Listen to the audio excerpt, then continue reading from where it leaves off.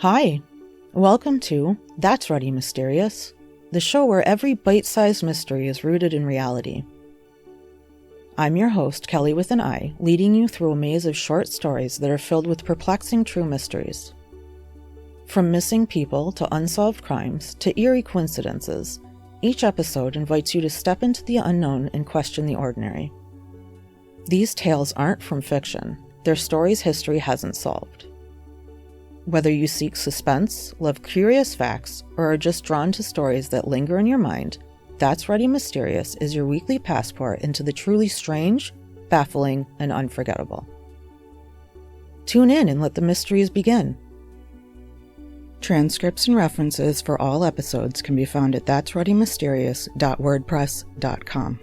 No apostrophe and no exclamation point. Today's tale is about Scott and Amy Fandel. Scott and Amy were siblings. Scott was the elder of the two. They went missing from their home in Sterling, Kenai Peninsula, Alaska, on the night of September 4th to 5th, 1978. Scott Curtis Fandel was born on January 23rd, 1965. He was 13 at the time of his disappearance. Scott stood 4 feet 11 inches tall and weighed 74 pounds. He had brown hair and blue eyes. Scott was last seen wearing a striped t-shirt and jeans. He wore blue nylon suede sneakers. He may have been carrying a rock in his jacket pocket and may also have had a buck folding knife. Scott was frequently described as a prankster, but was very protective of his sister Amy. Amy Lee Fandel was born on August 25th, 1970. She was 8 at the time of her disappearance. She stood 4 feet tall and weighed 52 pounds. She had blonde hair and brown eyes. Amy was last seen wearing a sweater, a red and blue vest, and striped jeans. She also had on green socks and blue tennis shoes. She wore a matching ring and necklace with small red stones, as well as a chain bracelet with a gold heart on it. The cabin the family lived in was a 2-bedroom cabin located in a rural, heavily wooded area. It was located off Scout Lake Road, half a mile from Sterling Highway. It was south of Sterling. It had one bright streetlight outside in the front, and the front door lock didn't work. The siblings were last seen inside their cabin on the evening of September 4th, 1978. They had been at Good Time Charlie's bar that evening with their mother and aunt. The siblings' mother was Margaret Fandel, and their aunt was Kathy Schoenfelder. Margaret and Kathy dropped Scott and Amy off at the cabin around 10 p.m. Then Margaret and Kathy went back to the bar. They returned again sometime between 2 and 3 a.m. It's unclear if they checked on the children at that time.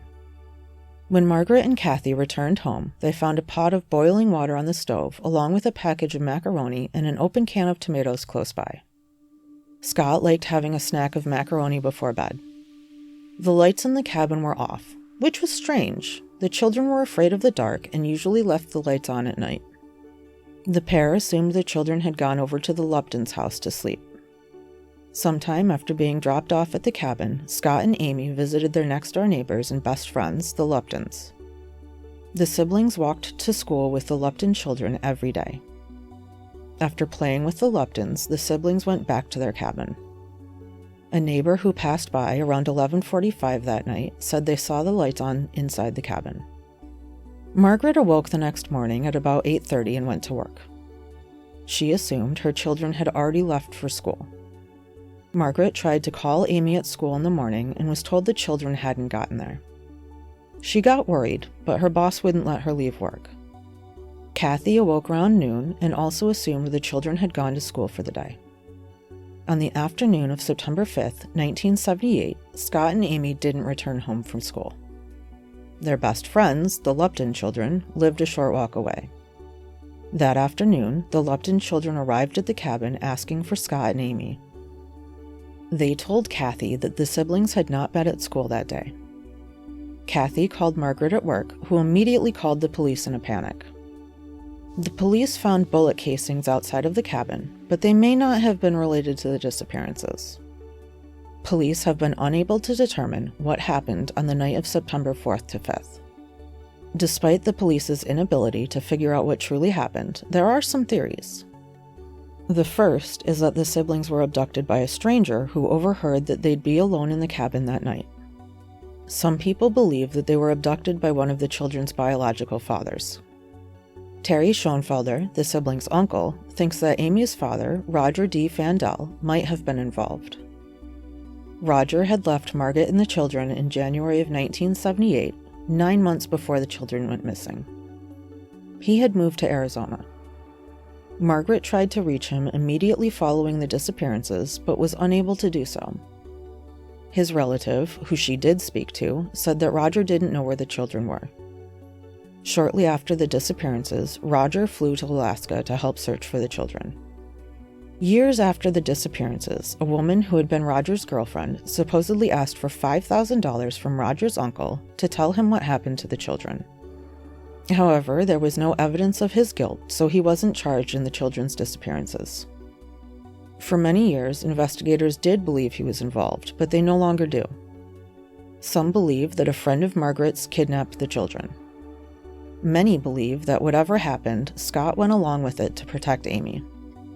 The disappearances are thought to be non-family abductions, even though the only person named in their disappearances was Roger Fandel. There is no evidence to support any theory. After the disappearances, Margaret moved to Illinois. Scott's father lived in Illinois at the time. Terry Schoenfelder thinks that Amy may still be alive and is living in either Anchorage, Alaska, Lompoc, California, or Drummond, Montana. He thinks it's possible that she doesn't even know she was abducted. However, he believes that Scott was killed shortly after their disappearances. The cabin burned down several years after the disappearances. What happened to Scott and Amy Fandel? Were they abducted by a stranger? Or maybe someone they knew? Is Amy still alive somewhere? What do you think?